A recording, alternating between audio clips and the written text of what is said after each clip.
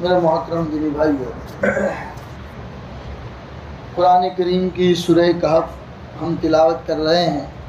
ابھی آپ کے سامنے جو آیت تلاوت کی وَكَذَلِكَ بَعَثْنَاهُمْ لِيَتَسَاءَلُوا بَيْنَهُمْ قَالَ قَائِلٌ مِّنْهُمْ كَمْ لَبِثْتُمْ قَالُوا لَبِثْنَا يَوْمًا أَوْ بَعْضَ يَوْمٍ۔ اللہ تعالیٰ ارشاد فرماتے ہیں کہ غار میں سونے والے یہ چند نوجوان ایک وقت کے بعد ہم نے ان کو بیدار کیا، وَكَذَلِكَ بَعَثْنَاهُمْ، اور جیسے ہم نے ان کو سلایا تھا اسی طرح ہم نے انہیں اٹھا دیا، لِيَتَسَاءَلُوا بَيْنَهُمْ، تاکہ وہ آپس میں ایک دوسرے سے سوالات کرے۔ قَالَ قَائِلٌ مِّنْهُمْ كَمْ لَبِثْتُمْ، ان میں سے ایک دوسرے سے کہنے لگا کہ بھائی ہم کتنی دیر تک سوتے رہے ہیں۔ قَالُوا لَبِثْنَا يَوْمًا أَوْ بَعْضَ يَوْمٍ، تو لوگوں نے جواب دیا کہ شاید ہم پورا ایک دن سوئے ہیں یا ایک دن سے کچھ زیادہ سوئے ہیں۔ قَالُوا رَبُّكُمْ أَعْلَمُ بِمَا لَبِثْتُمْ، تو دوسرے ساتھیوں نے جواب دیا کہ بھائی تمہارا رب ہی خوب بہتر جانتا ہے کہ تم کتنا سوئے۔ فَبْعَثُوا أَحَدَكُمْ بِوَرِقِكُمْ، یعنی 309 سال سونے کے بعد جب یہ لوگ بیدار ہوئے، سونے کا جو وقت تھا وہ فجر کے بعد کا وقت تھا، اور 309 سال کے بعد جب یہ بیدار ہو رہے ہیں تو شام کے وقت بیدار ہو رہے ہیں، تو ان کو کنفیوژن ہو گیا اس بات میں، اور وہ لوگ آپس میں کہنے لگے کہ شاید ہم لوگ صبح سوئے تھے شام کو اٹھ گئے، یا کل سوئے تھے آج دوپہر کو آج شام کو ہم لوگ اٹھ گئے۔ آپس میں ایک دوسروں سے سوالات کرنے لگے، تو ان میں جو عقل مند لوگ تھے انہوں نے کہا کہ بھائی یہ آپس میں بحث مباحثہ کرنے سے کیا فائدہ، اور یہ کون سی ایسی بات ہے کہ ہمارا جاننا ضروری ہے کہ ہم کتنا سوئے اور کتنا نہیں سوئے۔ ربکم اعلم بکم، ہمارا رب بہتر طریقے سے جانتا ہے کہ ہم لوگ کتنا سوئے۔ اب ضروری کام یہ ہے کہ بھائی بھوک لگی ہے، فَبْعَثُوا أَحَدَكُمْ بِوَرِقِكُمْ هَذِهِ إِلَى الْمَدِينَةِ، ہم میں سے کوئی ایک ساتھی یہ چاندی کا سکہ لے کر جائے اور بازار سے ہم سب کے لیے کھانا لے کر آئے۔ اور ہاں یاد رکھے، جو بھی ساتھی کھانا لینے کے لیے جائے وہ دو باتوں پر عمل کرے۔ فَلْيَنْظُرْ أَيُّهَا أَزْكَىٰ طَعَامًا فَلْيَأْتِكُمْ بِرِزْقٍ مِّنْهُ وَلْيَتَلَطَّفْ وَلَا يُشْعِرَنَّ بِكُمْ أَحَدًا، پاکیزہ کھانا لائے، کیونکہ ان کو تو پتہ نہیں تھا کہ 309 سال کے بعد اٹھے ہیں۔ وہ لوگ تو یہی سمجھ رہے تھے کہ جب ہم سوئے تھے تب مشرک بادشاہ کی حکومت تھی، لوگ جانوروں کو غلط طریقے سے ذبح کرتے تھے، تو آج حرام کا گوشت ملتا ہوگا۔ اس لیے انہوں نے کہا کہ بھائی کھانا اگر خرید کر لاؤ تو دیکھنا پاکیزہ کھانا ہونا چاہیے، حلال اور پاکیزہ کھانا خرید کر لانا۔ دوسرا، وَلْيَتَلَطَّفْ، کہیں پر کسی بھی دکاندار سے سامان لینے کے لیے جائے تو نرمی سے بات کرنا، کہیں کسی سے کڑک سے بات نہیں کرنی ہے، نرمی سے بات کرنی ہے۔ وَلَا يُشْعِرَنَّ بِكُمْ أَحَدًا، اور ہوشیاری سے کام لینا ہے، کہیں کسی کو تمہاری خبر نہ ہو جائے، کیونکہ ہم لوگ بادشاہ کے پاس سے بھاگ کر آئے ہیں اور اس غار میں چھپے ہیں، اگر بادشاہ کو پتہ چل جائے گا تو ہمیں دوسری سزا کے اندر مبتلا کرے گا۔ إِنَّهُمْ إِن يَظْهَرُوا عَلَيْكُمْ، اگر بادشاہ کو ہمارا پتہ چل گیا، يَرْجُمُوكُمْ، تو وہ ہمیں پتھروں سے مار ڈالے گا، او يُعِيدُوكُمْ فِي مِلَّتِهِمْ، یا پھر اپنے مذہب کے اندر ہم کو زبردستی واپس لے جائے گا۔ وَلَن تُفْلِحُوا إِذًا أَبَدًا، اور اگر ایسا ہوا تو ہم لوگ ہرگز کامیاب نہیں ہوں گے۔ ہم دین کی حفاظت کے لیے الگ ہوئے تھے، اگر پکڑے گئے تو بادشاہ دو کام کرے گا، یا تو پتھروں سے مار مار کے ہمیں ختم کر دے گا، یا پھر ہمارے اوپر زبردستی کرے گا کہ ہم بادشاہ کے دین پر واپس آ جائیں۔ اگر ایسا ہو گیا تو ہمیں کسی قسم کی کامیابی نہیں ملے گی۔ اسی لیے ہم میں سے ایک آدمی جائے، کھانا لے کر آئے، حلال اور پاکیزہ کھانا لائے، نرمی سے بات کریں تاکہ کہیں پر پکڑا نہ جائیں اور ہمارا کام بھی ہو جائے۔ وَكَذَلِكَ أَعْثَرْنَا عَلَيْهِمْ لِيَعْلَمُوا أَنَّ وَعْدَ اللَّهِ حَقٌّ، اللہ فرماتے ہیں اور یوں ہم نے، وہ تو چاہتے تھے کہ ہماری خبر لوگوں کو نہ چلے، لیکن ہم نے بادشاہ کو اور بادشاہ کے لوگوں کو بتا دیا کہ چند نوجوان 309 سال سونے کے بعد اب بیدار ہوئے ہیں۔ اللہ فرماتے ہیں ہم نے ان کی خبر لوگوں کو کر دی، کیوں؟ ان وعد اللہ حق، اللہ کا وعدہ حق ہے، وَأَنَّ السَّاعَةَ لَا رَيْبَ فِيهَا، اور قیامت آنے والی ہے اس میں کوئی شک نہیں۔ کیونکہ یہ لوگ جب غار میں چھپے تھے تب مشرک بادشاہ کی حکومت تھی، اور اب جب یہ لوگ بیدار ہوئے ہیں تو مسلمان بادشاہ کی حکومت ہے۔ لوگ مسلمان ہیں لیکن مانتے نہیں ہیں کہ مرنے کے بعد دوبارہ زندہ ہونا ہے۔ تو یہ مسلمان بادشاہ ان کو سمجھا رہا ہے کہ بھائی ہم سب کو ایک نہ ایک دن مرنے کے بعد دوبارہ زندہ ہونا ہے، لیکن قوم ماننے کو تیار نہیں ہے۔ اسی بادشاہ نے ایک دن ٹاٹ کا کپڑا پہنا اور ریت کے ٹیلے کے اوپر جا کے اللہ سے دعا کرنے لگا، اے اللہ کوئی ایسا واقعہ رونما کر دیجئے تاکہ میں اپنی قوم کو سمجھا سکوں کہ مرنے کے بعد دوبارہ زندہ ہونا ہے۔ یہاں بادشاہ نے دعا کی، یہاں اللہ تبارک و تعالیٰ نے اصحاب کہف کو 309 سال کے بعد بیدار کر دیا، بادشاہ کو خبر بھی کروا دی۔ بادشاہ کو جب خبر ہوئی تو بادشاہ نے اپنی قوم کو سمجھایا کہ دیکھو، جو اللہ 309 سال کسی کو بغیر کھائے پیے سلا سکتا ہے اور 309 سال کے بعد وہ اللہ بیدار کر سکتا ہے، تو کیا وہ اللہ مرنے کے بعد انسان کو دوبارہ زندہ اٹھا نہیں سکتا؟ اور قوم کو یہ بات سمجھ میں آ گئی اور قوم نے اپنی بادشاہ کی اس بات کو ماننا شروع کر دیا۔ اس لیے اللہ نے فرمایا تاکہ لوگوں کو پتہ چلے ان وعد اللہ حق، اللہ کا وعدہ حق ہے، وَأَنَّ السَّاعَةَ لَا رَيْبَ فِيهَا، اور قیامت ایسی چیز ہے کہ اس میں کوئی شک نہیں ہے۔ اِذْ يَتَنَازَعُونَ بَيْنَهُمْ أَمْرَهُمْ فَقَالُوا ابْنُوا عَلَيْهِمْ بُنْيَانًا رَبُّهُمْ أَعْلَمُ بِهِمْ قَالَ الَّذِينَ غَلَبُوا عَلَىٰ أَمْرِهِمْ لَنَتَّخِذَنَّ عَلَيْهِمْ مَسْجِدًا۔ آگے ایک اور مضمون بیان کیا گیا کہ یہ لوگ جب بادشاہ سے ملے، ایک ہی آدمی بادشاہ سے ملا تھا اور بادشاہ کو پوری حقیقت سمجھا تھی کہ ہم 309 سال کے بعد کیسے بھاگے تھے۔ بادشاہ نے کہا فکر کرنے کی ضرورت نہیں ہے، میں مسلمان بادشاہ ہوں اور میں تمہیں تکلیف نہیں پہنچاؤں گا، میں تمہارے دوسرے ساتھیوں سے ملنا چاہتا ہوں۔ چنانچہ بادشاہ اپنا پورے جاہ و حشم کے ساتھ، پورے لشکر کے ساتھ ان کی ملاقات کے لیے گیا۔ یہ آدمی نے بادشاہ کو کہا کہ آپ یہاں رک جائیے، میں اپنے ساتھیوں کو جا کے پورا واقعہ سمجھا دوں کہ ہم لوگ 309 سال کے بعد اٹھے ہیں، میرے ساتھیوں کو پتہ نہیں ہے، اور یہ بھی بتا دوں کہ ابھی کا جو بادشاہ ہے وہ مسلمان بادشاہ ہے، گھبرانے کی ضرورت نہیں ہے، میں جا کے پہلے میرے ساتھیوں کو بتا دوں پھر آ کے آپ ان کی ملاقات کریں۔ چنانچہ یہ ساتھی نے جا کے غار میں اپنے تمام ساتھیوں کو بتا دیا۔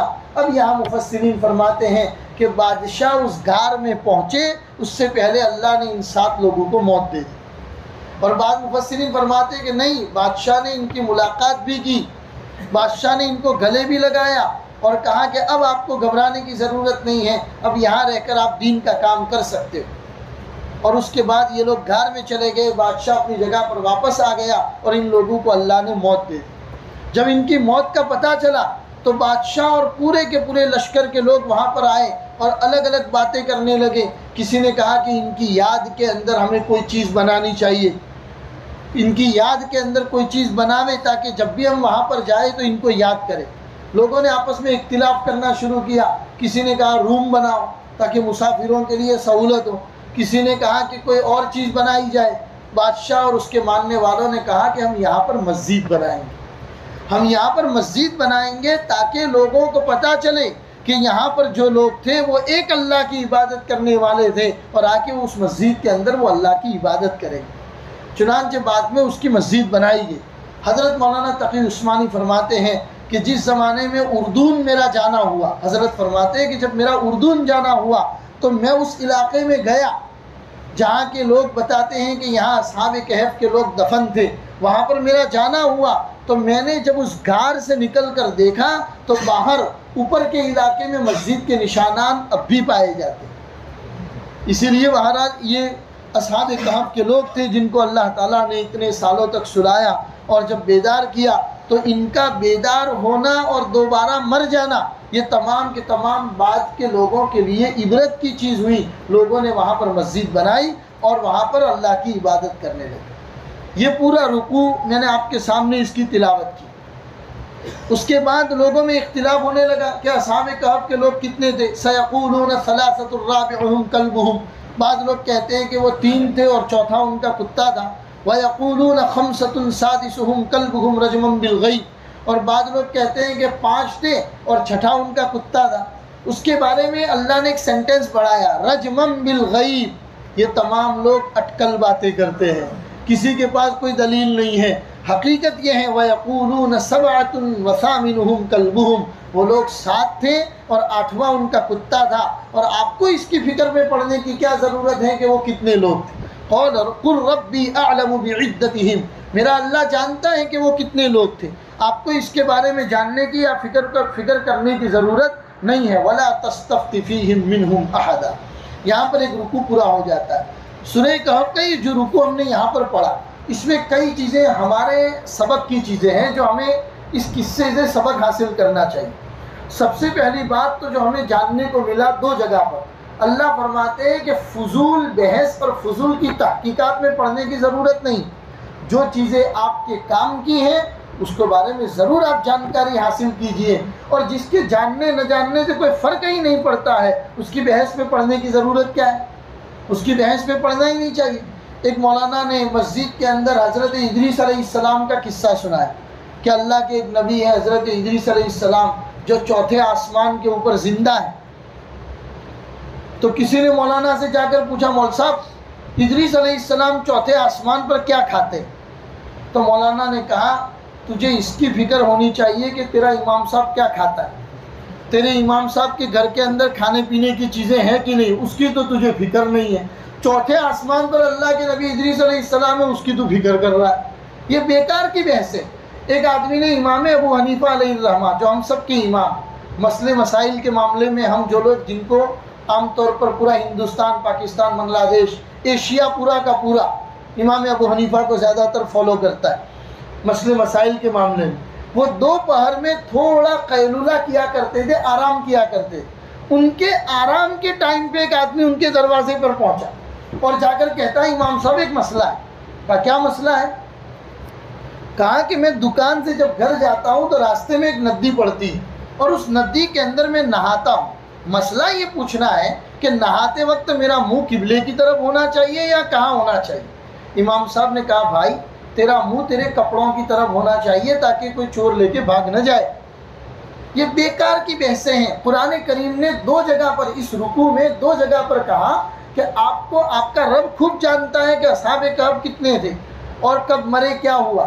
آپ کو جو سبق حاصل کرنا ہے وہ یہ ہے کہ فضول کی بحثوں میں امت محمدیہ کا پڑھنا یہ امت کا کام نہیں ہے۔ ہماری کام کی جو چیزیں ہیں وہ ہمیں معلوم ہونی چاہیے۔ یہ آج کا سبق ہمیں جاننے کو ملا۔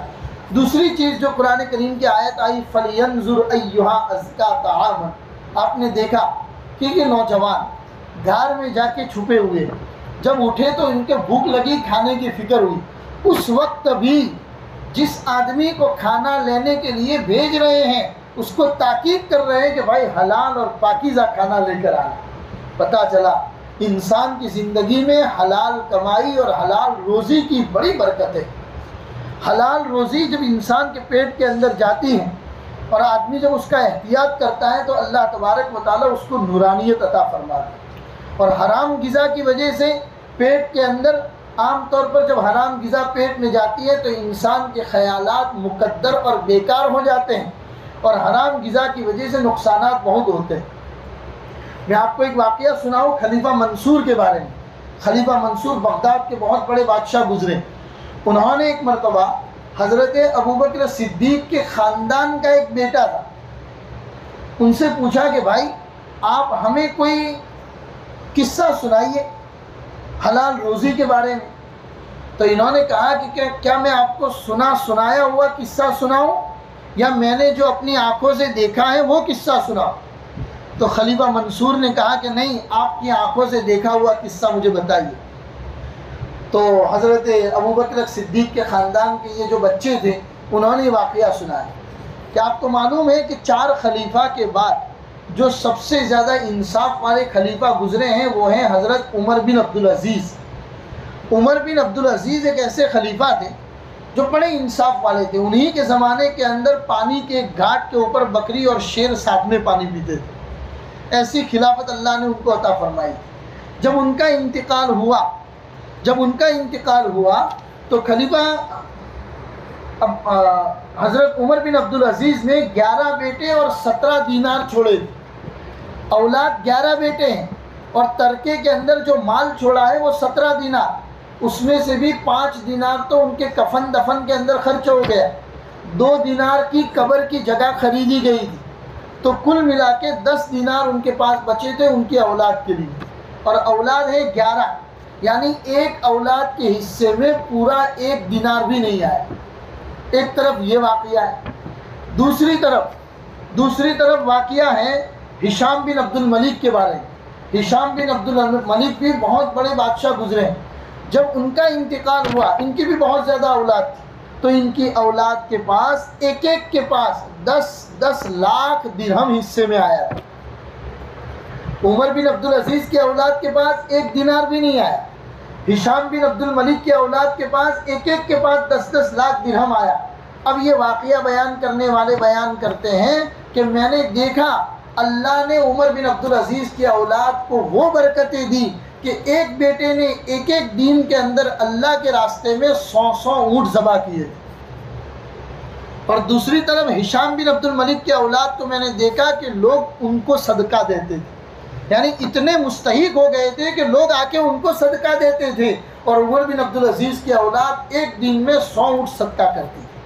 پتہ چلا سلیمان بن عبد الملک، ہشام بن عبد الملک کی جو ملکیت تھی وہ لوگوں کے پاس سے ہڑپ کیا ہوا مال تھا، بادشاہ کے رعب اور دبدبے کی وجہ سے لوگوں کا مال ہڑپ کیا ہوا تھا، اور عمر بن عبد العزیز عید کے دن بھی اپنی اولاد کو نیا کپڑا خرید کر دینے کے پیسے بھی عمر بن عبد العزیز کے پاس نہیں تھے، جبکہ اسلامی سلطنت کے بادشاہ ہیں، عید کے دن اپنے بیٹے کو کہہ رہے ہیں روتے ہوئے کہ میرے بیٹے جب تو تیار ہو کر عیدگاہ میں جائے گا اور تیرے دوست تجھے کہیں گے کہ ہمارے پاس تو نئے کپڑے ہیں، تیرا باپ تو خلیفہ ہے، تیرے کو ایک جوڑی نیا کپڑا بھی لا کر نہیں دیا، تو شاید میرے بیٹے تیرا دل بیٹھ جائے گا۔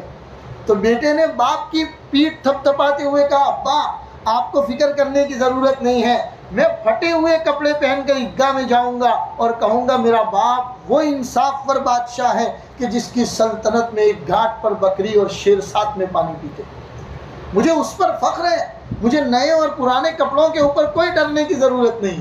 تو پتہ چلا حلال اور پاکیزہ جب روزی انسان کے جسم کے اندر جاتی ہیں، اللہ تبارک و تعالیٰ اولادوں کو آباد کر دیتے ہیں، نسلوں کو آباد کر دیتے ہیں، لہذا ہمیں بھی اپنی کمائی کی فکر کرنی چاہیے۔ یہ بات ہمیں جاننے کو ملی۔ دوسری چیز ہمیں یہ مسئلہ جاننے کو ملا فَلْيَأْتِكُمْ بِرِزْقٍ کہ 7 آدمی ہیں اور 7 آدمیوں نے پیسہ جمع کیا ہے، اور پیسہ جمع کرنے کے بعد ایک آدمی کو وکیل بنا کر کھانا خریدنے کے لیے بھیجا ہے۔ تو آج ہمیں یہ جاننے کو ملا چند لوگوں کا پیسہ جمع کر کے مشترک کاروبار کرنا درست ہے۔ یہ مسئلہ قرآن کریم کی اس آیت سے جاننے کو ملا۔ اسی طریقے سے اگر 7 آدمی آپ مل کے کاروبار کرتے ہیں، کوئی نئی چیز خریدنی ہے، 7 آدمی نہیں جا سکتے، آپ ایک آدمی کو وکیل بنا کر پورا ذمہ دار بنا دو تاکہ نئی پروڈکٹ نئی چیز وہ خریدنا چاہیں تو ایک آدمی جا کر خرید سکتا ہے۔ یہ مسئلہ بھی ہمیں جاننے کو ملا۔ تیسری چیز جو ہمیں جاننے کو ملی دوست و احباب، خاص طور پر میں اپنے نوجوان بھائیوں کو کہتا ہوں، عید کے بعد جب گھومنے کے لیے جاتے ہیں پکنک وغیرہ کے موقع پر، تو اس وقت ہمیں بھی آپس میں پیسے جمع کر لینے چاہیے۔ ہاں، گھر سے نکلنے سے پہلے 1000 روپئے 7 آدمی 8 آدمی 10 آدمی جو جا رہے جمع کر لینے چاہیے تاکہ ایک آدمی کے پاکٹ کے اوپر بوجھ نہ پڑے۔ بعض مرتبہ اتنے کنجوس ہوتے ہیں ساتھیوں میں سے کہ ان کے جیب میں ہاتھ ہی نہیں جاتا، بیچارہ ایک ہی آدمی ہوتا ہے جو پیسہ نکال کرتا ہے۔ صحیح اور مشترک طریقہ یہی ہے، دوست و احباب کے ساتھ کہیں پر گھومنے کے لیے نکلے، جیسے جماعت میں جاتے وصولی لے لی جاتی ہے پہلے، یہ طریقے اسلامی طریقے ہیں میرے بھائیوں۔ اپنے دوست و احباب میں یہ طریقے آپ لوگوں کو بتاؤ کہ چلو بھائی 500 1000 روپیہ جمع کرو، اسی میں سے کرایہ بھی نکالیں گے، اسی میں سے ہوٹل کا کرایہ بھی نکالیں گے، کھانے پینے کا خرچہ بھی نکالیں گے۔ یہ تمام چیزیں ہمیں یہاں سے جاننے کو ملی، اللہ ہمیں عمل کی توفیق عطا فرمائے۔ دوسری بات ہمیں جاننے کو ملی، ابھی جو میں نے آپ کو بتایا کہ 7 آدمی ایک آدمی کو کھانا خریدنے کے لیے بھیج رہے، اس وقت نصیحت کر رہے ہیں کہ بھائی حلال کھانا لانا۔ دوسری نصیحت کیا تھی؟ نرمی سے بات کرنا، کہیں پر کڑک زبان سے بات مت کرنا، اس لیے کہ نرمی سے بات کرنے والا آدمی نکل جاتا ہے، سختی سے بات کرنے والا آدمی پکڑا جاتا ہے۔ اس لیے سختی اللہ کو پسند نہیں ہے، نرمی اللہ کو پسند۔ اور یہ اس کے لیے جو لفظ ہے، سینٹینس ہے قرآن کریم میں وَلْيَتَلَطَّفْ یہاں پر قرآن آدھا ہوتا ہے. آپ قرآن شروع کرتے ہیں بسم اللہ الرحمن الرحیم الحمدللہ رب العالمین سے اور ختم کرتے ہیں من الجنۃ والناس. اس کے پورے قرآن کے جتنے حروف ہیں اگر ان حروف کو 1 2 3 4 کر کے کاؤنٹ کیا جائے اور اس کو گنا جائے تو وَلْيَتَلَطَّفْ کی جو تا ہے اس کے اوپر آدھا قرآن ہوتا ہے اور وَلْيَتَلَ یہ ل سے دوسرا آدھا قرآن شروع ہوتا ہے. یہاں پر میں آپ کو نقطہ بتاؤں, اللہ نے قرآن کو شروع کیا ہے الحمدللہ رب العالمین سے, اللہ کی اپنی تعریف سے. قرآن کو ختم کیا ہے من الجنۃ والناس کے اوپر, جہاں اللہ نے اپنی ربوبیت کو بیان کیا ہے, اور قرآن کو آدھا کیا ہے نرمی کے اوپر وَلْيَتَلَطَّفْ. پتہ چلا نرمی اللہ کی صفت ہے, اس کو اپنی زندگی کے اندر ہمیشہ انسان کو اپنانا چاہیے. نرمی سے بہت سارے کام نکل جاتے ہیں, سختی سے بنے بنائے کام بھی بگڑ جاتے ہیں. یہ سبق ہم کو جاننے کو ملا. اللہ ہمیں بھی اس پر عمل کی توفیق عطا فرمائے. یہ جو تفسیر ہم آپ کو بتاتے ہیں, اسی طریقے سے اصحاب کہف کے نام آج میں نے اپنے گروپ کے اندر وہ نام بھی بھیجے ہیں. تو بعض مرتبہ بہت سارے ناموں کے اندر اختلاف ہے, مفسرین محدثین نے الگ الگ نام بیان کیے. میں نے جو نام آج آپ کے گروپ کے اندر بھیجے ہیں وہ اللہ کے نبی کے چچا کے بیٹے حضرت عبداللہ ابن عباس جو صحابہ میں سب سے پہلے مفسر ہیں, ان کے حوالے سے یہ نام میں نے آپ کو بھیجے. یہ بہت بڑے مفسر تھے, بہت چھوٹے تھے, تب سے ہی اللہ کے رسول کے گھر میں جا کے چپکے سے رات کو سو جاتے تھے, کیونکہ اللہ کے رسول کی بیوی حضرت میمونہ رضی اللہ تعالی عنہا حضرت عبداللہ بن عباس کی خالہ تھی. تو ان کی ماں ان کو بھیجتی تھی کہ جا آج رات خالہ کے گھر پہ جا کے سو جا, تاکہ گھر میں اللہ کے رسول کے باہر کے اعمال تو ہم دیکھتے ہیں, اللہ کے رسول گھر کے اندر گھر والوں کے ساتھ کیسے رہتے ہیں وہ بھی ہمیں جاننے کو مل جائے, اس لیے تو گھر میں جا کے چھپ جا. حضرت عبداللہ ابن عباس اپنی خالہ کے گھر میں آ کے سو جاتے تھے, اور رات کو جب اللہ کے رسول صلی اللہ علیہ وسلم تہجد کے لیے بیدار ہوتے اور آپ استنجا کے لیے جاتے تو عبداللہ ابن عباس آپ کے لیے پانی کا لوٹا لے کر کھڑے رہتے تھے. جب اللہ کے رسول وضو کرنے کے لیے آتے تب لوٹا پیش کرتے تھے. حضور کو ان کی یہ ادا اتنی پسند آئی تو حضور نے فرمایا کیا چاہتا ہے, کہا کہ آپ کی خدمت کرنا چاہتا ہوں. تب اللہ کے رسول نے حضرت عبداللہ ابن عباس کو دعا دی تھی, وہ دعا میں آپ کو سناؤں, اللہم فقہہ فی الدین وعلمہ التاویل. اے اللہ اس کو تو دین کی سمجھ عطا فرما اور قرآن کی تفسیر تو اس کو سکھا دے. یہ اللہ کے رسول کی دعا کا اثر تھا. عبداللہ ابن عباس کی تفسیر کی جہاں پر بات آتی ہے بڑے بڑے علماء خاموش ہو جاتے ہیں کہ کس نے کہا ہے, کہ عبداللہ ابن عباس نے کہا ہے کہ ان کی بات کو ڈن کر دیا جائے.